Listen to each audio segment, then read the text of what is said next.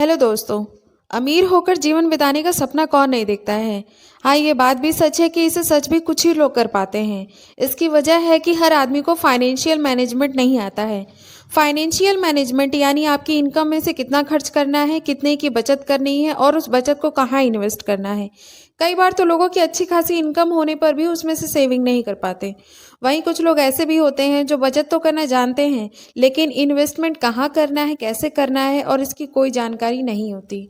इसके लिए आप वीडियो को बिना स्किप किए आखिरी तक ज़रूर देखें। दोस्तों, अगर आप भी इंडिया में रहते हैं और एक छोटी सी इनकम के साथ आप भी इंडिया के टॉप 10 रिचेस्ट पर्सन में अपना नाम दर्ज कराना चाहते हैं, तो आपकी मंथली इनकम कितनी होनी चाहिए? 1 लाख रुपए, 5 लाख रुपए या 10 लाख रुपए? नहीं, बल्कि आपकी मंथली इनकम 20,000 रुपये होनी चाहिए। यहाँ पे आप चाहे तो एक सही स्ट्रेटेजी के साथ एक छोटी इनकम से करोड़पति इंसान बन सकते हैं। फिर आप सोचेंगे, इतनी कम सैलरी और कहाँ करोड़पति, क्या हवा में बात करती हो? 20,000 रुपये से ये सब कैसे पॉसिबल है?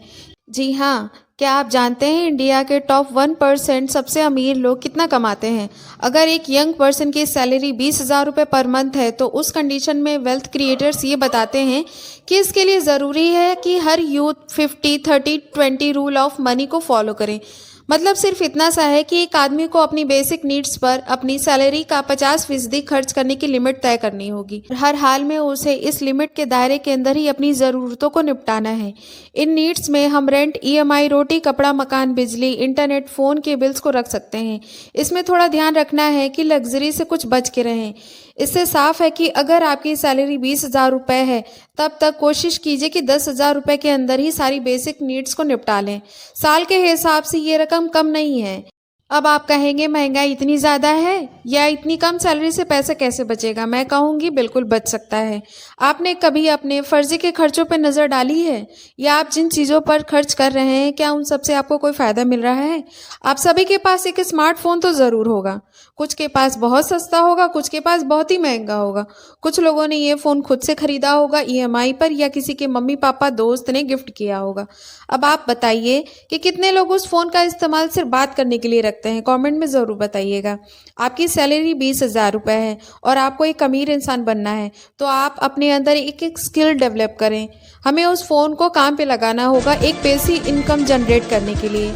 पैसिव इनकम जनरेट करने के लिए वीडियो के डिस्क्रिप्शन में लिंक ऐड कर दूंगी, आप वहां जाकर ज़रूर देखें। दोस्तों, अमीर होना कोई रॉकेट साइंस नहीं है। आपका जल्द अमीर होना इस बात पर डिपेंड करता है कि आप कब से कितना इन्वेस्टमेंट कर रहे हैं या करने की सोच रहे हैं। आइए समझते हैं। आपकी बचत से आपको करोड़ रुपए का फंड जोड़ना है, तो आपको इसे एसआईपी में लगाना चाहिए। एसआईपी के जरिए म्यूचुअल फंड में पैसा लगाया जाता है। एक्सपर्ट की माने तो एवरेज 12% के हिसाब से रिटर्न मिल जाता है। ऐसे में अगर आप लॉन्ग टाइम की एसआईपी शुरू करें, तो इससे पैसा बनाना कोई बहुत बड़ी बात नहीं है। आमतौर पर इन्वेस्टमेंट शब्द सुनकर ऐसा लगता है कि मानो आपसे लाखों रुपए खर्च करने के लिए कहा जा रहा है, बट ऐसा बिल्कुल भी नहीं है। आप चाहे तो 500 रुपए से भी इन्वेस्टमेंट शुरू कर सकते हैं। फाइनेंशियल रूल के मुताबिक हर आदमी को अपने इनकम में से कम 20% पैसा हर हाल में इन्वेस्ट करना ही चाहिए। लेकिन जिन लोगों की इनकम कम होती है, आमतौर पर उनका ये सोचना होता है कि इतनी कम सैलरी में हम क्या इन्वेस्ट करें।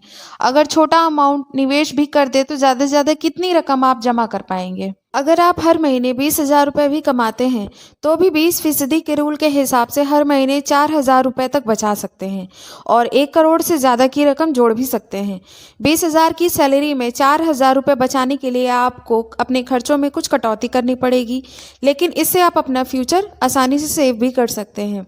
अगर आप हर महीने 4,000 रुपये एसआईपी में करीब 30 सालों के लिए इन्वेस्ट करते हैं, तो 30 सालों में आप टोटल 14,40,000 रुपये का इन्वेस्टमेंट करेंगे और 12% के हिसाब से 1,26,89,655 रुपये का आपको इंटरेस्ट के तौर पर मिलेगा। इस तरह से इन्वेस्ट अमाउंट और इंटरेस्ट को मिलाकर आपको टोटल 1,41,19,655 रुपये का मैच्योर होने पर मिलेगा। वहीं अगर आप 25 साल के लिए हर महीने 4,000 रुपये इन्वेस्ट करते हैं, तो 12% के हिसाब से आपको 75,90,540 रुपये तक रिटर्न मिल सकता है। ये कैलकुलेशन एवरेज रिटर्न की है। अगर आपको इससे बेहतर रिटर्न मिला तो इससे भी ज़्यादा फ़ायदा हो सकता है। एसआईपी की खास बात ये भी है कि अगर आप अपनी इनकम के हिसाब से कभी भी अपने इन्वेस्टमेंट को बढ़ा सकते हैं। तो जितना बेहतर इन्वेस्टमेंट होगा, जितने लॉन्ग टाइम के लिए होगा, उतना ही बेहतर आप रिटर्न भी ले सकते हैं। तो दोस्तों, अब देरी किस बात की है? अगर आप भी अपनी छोटी इनकम के साथ फाइनेंशियल फ्रीडम पाना चाहते हैं और अपने लॉन्ग टाइम गोल्स को अचीव करना चाहते हैं, तो आज से ही रूल्स ऑफ मनी को फॉलो कीजिए।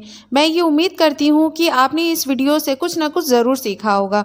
अगर हाँ, तो प्लीज़ वीडियो को लाइक करें, ज़्यादा से ज़्यादा लोगों में इसे शेयर कीजिए और चैनल को सब्सक्राइब कीजिए। मिलते हैं अगले वीडियो में। जय हिंद।